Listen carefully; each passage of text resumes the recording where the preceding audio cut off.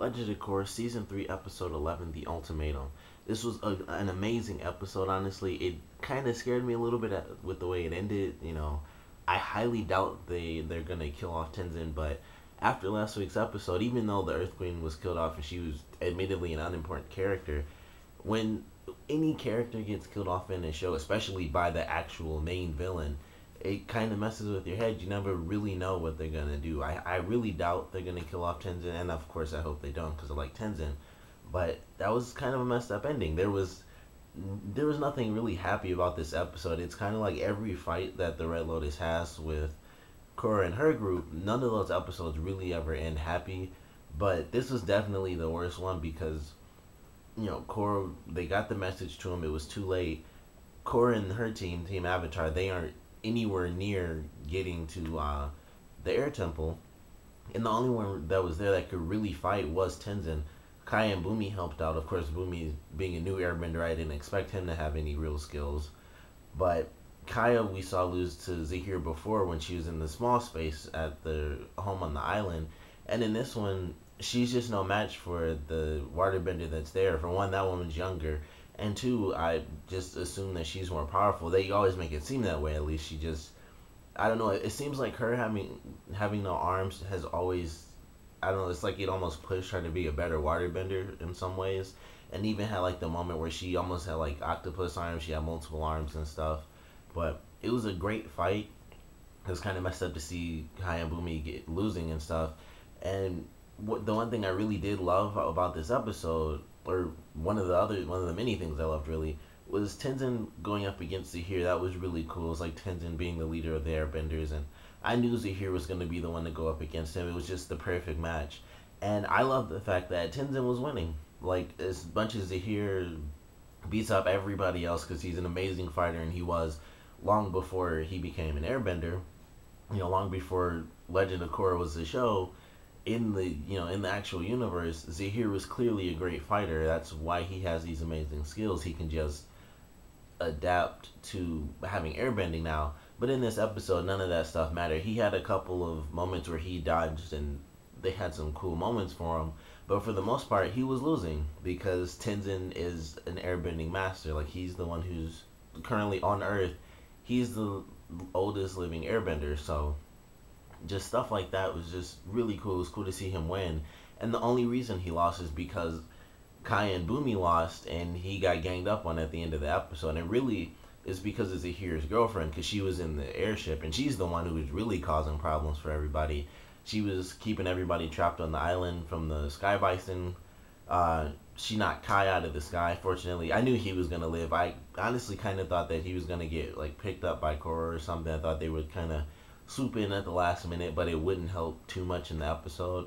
I don't know why I thought that because they were so far away, but fortunately he fell into a tree. He was saved by Sky Bison.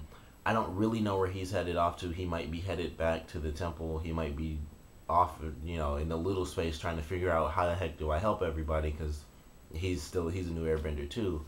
But the only reason Tenzin lost is because Zahir's girlfriend has like just a open range. She can just see everything and aim wherever she wants. And when Zahir is about to really get beat up and Tenzin's dodging and he was about to do like a really cool like spin kick move, a giant blast just comes in and blows the rock up next to him and that knocks him down. And even when he was surrounded 3-1 again, he was able to knock them back, and the only thing that took him down once again was Zahir's girlfriend because she was in the sky and she shot another blast and it just knocked him down again. So it was really cool to see Tenzin really just show all this force against these really impossible to beat characters that we've seen in every episode. The only loss they ever really take is that they just don't end up capturing Korra. They never really lose the fights. They either get surrounded like they did when they were in Metal City, or they just end up losing her for whatever random reason. So they never really lose any of the fights that they have, and this was one of the times that they were going to one person, like of all things, it was going to be against one guy, but he just can't really defend against those blasts coming in from the sky that he can't really see where she's at, and he has to deal with 3 people right in front of his face. So it was really cool. It was, like I said, it was kind of a tough scene at the end to see. And like I said, I highly doubt they're gonna kill him off, but it was still kind of messed up seeing he's just gonna get beat up. And next week, who knows? I'm assuming Korra's gonna get there, and they're gonna have some episode. Maybe she'll actually be taken, and we'll get to know exactly what it is they want to do with her, exactly what their purpose is, the purposes of the Red Lotus. But I don't know. I'm definitely excited for next week's episode. This one was definitely a crazy one. It had its funny moments. Of course, I love the part with Mako and Bolin leaving the city, and they went to pick up their family, and they had to like argue with their grandmother, and Bolin gives like the emotional speech and stuff. Like, if there's anything me and Mako learned for living on the streets, is that if you have your family, that's where your home is and stuff. And she's tearing up, and she's like, "I'm staying," and it's just like, he had to put her over his shoulders. So that was a nice, funny scene of him trying to fly the ship and stuff. So that was funny. And when they landed at the Oasis, I thought that was funny too. Like, Zuko's dragon was just laying there comfortable, and then this giant ship's about to land on him, and he has to like fly back. Like, what the heck are you guys doing? I enjoyed that little scene too, and we got to see Iroh in this episode. So we had some really nice moments in the first half of the episode. It was typical funny and cool spiritual stuff from Iroh that we got to see. And Zuko, and it was something I really noticed, Zuko was really surprised when Korra mentioned that she talked to Iroh. And I think that's because Zuko was unfortunately never able to really get in touch with his spirit, and he was never able to go into the spirit world. I feel like that's what that really was. And that is a tough thing. I mean, it's typically only like an airbender thing, unless you're incredibly spiritual like Iroh was. He's one of the few people who could actually do that, despite the fact that he wasn't an airbender. So I can understand how he'd be surprised by that. Like, anyone who could go to the spirit world and has that really deep training and connection, they could go there and kind of see him whenever they want, if they really wanted to go there and look for him. But Zuko's one of the people who probably couldn't do that, even if he wanted to see his uncle, even though he's in the spirit world. Zuko, despite having, come past the last airbender and the turmoils and that, he probably still just was never able to actually do it. And so he was shocked when Korra said that. So I enjoyed that part. It seemed like something that they might actually get back to. But Zuko's going to be headed off back to the Fire Nation because he's going to look after his daughter. I'm really hoping we get to see the Fire Nation this season. I feel like if that does happen, it won't be until really later towards the end.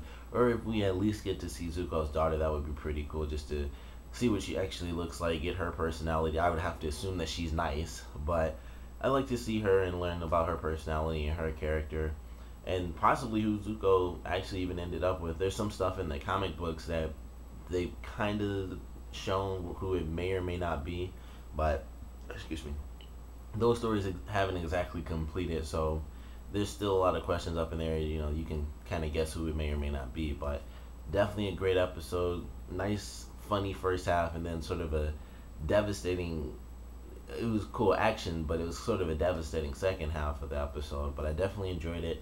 I'm excited to see where things go for next week, if Korra and Team Avatar can come in and actually save the day, or if things just go from bad to worse. But definitely a great episode. Of course, comment below, let me know what you guys thought about this episode, your favorite parts, your least favorite parts, and what do you guys think is going to happen next week. Everyone's basically captured.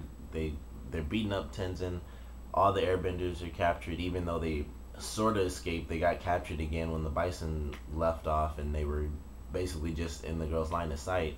So they're still trapped there. They're going to be trapped like they were pretty much when they were just all huddled together by the time next week comes around. So what do you guys think is going to happen in next week's episode? Comment below, let me know, and thanks for watching.